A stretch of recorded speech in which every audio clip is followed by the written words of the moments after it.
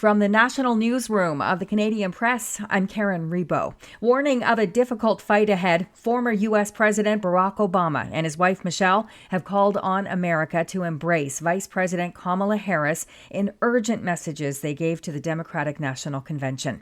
Both delivered fiery speeches last night at Chicago's United Center that were at times both hopeful and combative. The former First Lady declared hope is making a comeback and then tore into Republican Donald Trump for spouting misogynistic and racist lies.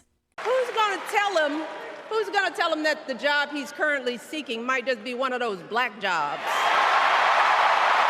Her husband, America's first black president, called Trump a 78-year-old billionaire who hasn't stopped whining about his problems since he rode down his golden escalator 9 years ago.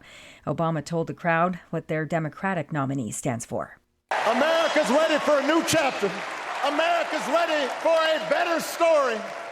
We are ready for a President Kamala Harris. The convention will hear tonight from former President Bill Clinton and from Harris's running mate, Governor Tim Walz.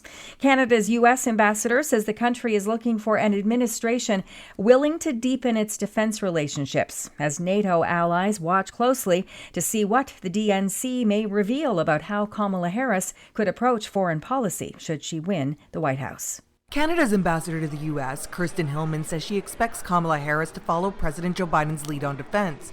But she says the vice president has had a different emphasis in her approach, focusing on the Western Hemisphere. Hillman was speaking on a panel about NATO with ambassadors from other allied countries. Kelly Malone, the Canadian Press, Chicago.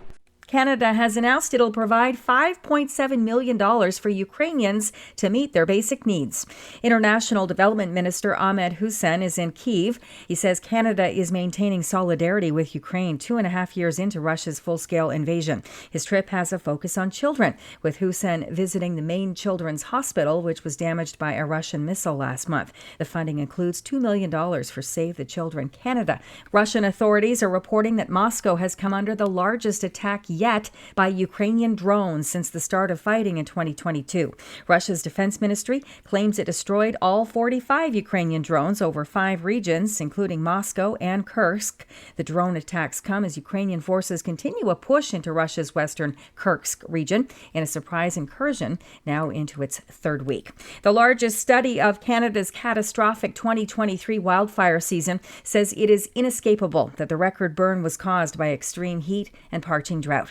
Last year's fire season burned 150,000 square kilometers, and there are concerns the amount of young Canadian forests consumed could make recovery harder.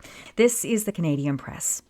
In sports, Rogers Centre got 5 home runs from the Toronto Blue Jays Tuesday night, including 2 from George Springer, as the Blue Jays pounded the Cincinnati Reds 10-3. Jose Barrios pitched 7 innings for the win. Elsewhere in New York, pinch hitter Lane Thomas delivered a go-ahead double to spark a 6-run 12th inning, and Cleveland outlasted the New York Yankees 9-5 in what was the longest major league game this season.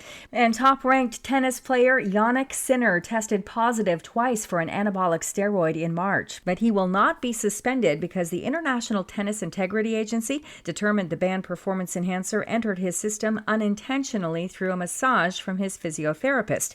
The agency announced the case's resolution Tuesday and said Sinner will lose the $325,000 in prize money and 400 rankings points he earned at the tournament in Indian Wells, California, where his first positive drug test happened. From the Canadian Press, I'm Karen Rebo.